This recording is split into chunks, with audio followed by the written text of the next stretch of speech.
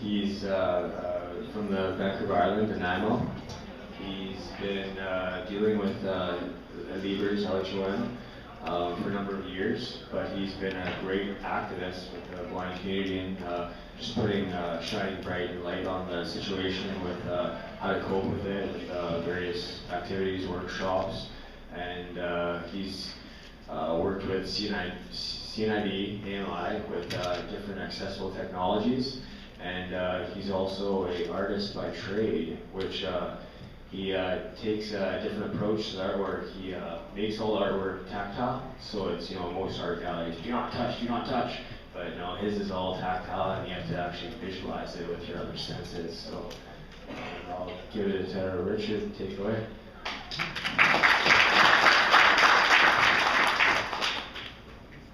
Hi everyone. It is a honor for me to be here, frankly, because I've wanted to come to one of these conventions quite badly for quite some time and meet more people from the community. It will be much better than my last interaction with a blind person when I was working at, of all places, at a clothing store, my weekend job. Started pointing to show them where the clothing was that they were looking for, and then I'm told, "Excuse me, sir, can't you see that I have a guide dog with me? I'm blind." And then I'm like, "So am I, me too!" So, yeah, so I actually went blind in 2010. I lost it due to LHON, as everyone else does here. I was actually going to Emily Carr University here in Vancouver at the time. So when it was kind of going on, it was probably not at the most opportune time in my life, but I've definitely taken it with a different perspective, let's say. I had to leave because of I was going for medical treatment because at the time they thought that I had MS, misdiagnosed. Got the chemo and steroid treatment instead, which I didn't need. But that's why I got the distinguished salt and pepper hair for the descriptive video for those in the room. I have kind of always tried to push myself to see what I'm actually capable of doing, because I've had a doctor before say that I wasn't going to be able to do art again when I was having to take some time away from Emily Carr, and I went back to school to go into psychology at the time because I wanted to use my skill of listening and to help other people with disabilities, now that I have got a true awakening of what it's like for those with disabilities in the community. I've helped literally change the icon that people use to represent disability in the province, and in multiple provinces they're on their way to the accessible icon, which is a more progressive image to represent disability.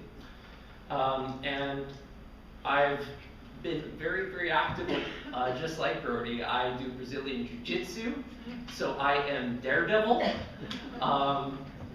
But I got back into art a couple years ago because I wanted to kind of challenge myself. I had that itch that I wanted to scratch for getting back into art, and I always felt like I didn't tie up that loose end after having to take time away from Emily Carr. I took art classes again, got back into painting, and I adjusted my painting style. From studying art history, I learned that many artists throughout the centuries would come to a period in their life where they change their style completely for what they do. And I had to stop thinking about comparing myself to what I used to be capable of with perfect 20/20 vision to what I wanted to now become and turn my art into. So as an activist for people with disabilities, I questioned, why is that rule that in museums where you're not allowed to touch the artwork? If something's made of stone, you should be able to reach out and feel it if you can't see it to make it universally accessible to people. Well, what about painting? So I got rather upset when I go into art galleries and I'm told to step back away from the paintings or the work because I want to be able to see it. So I use my peripheral vision to get up really close to get as much information as possible.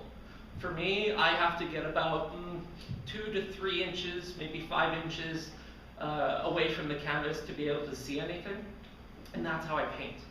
I shoot light from multiple directions so then I don't create a cast shadow when my face is moves closer to the canvas.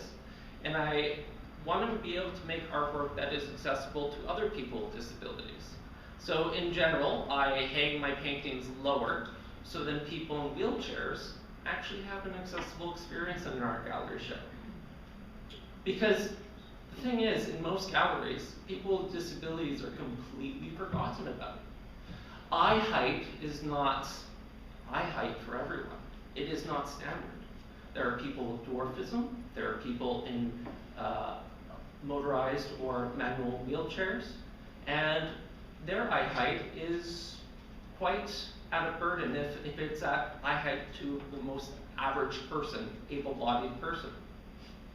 So that they're not craning their neck up, I encourage galleries to actually hang my work or other work lower to make it accessible. My work is also designed to be tactile, to invoke different qualities when you actually touch it. So I have one painting here that you all will be able to see and touch if you choose.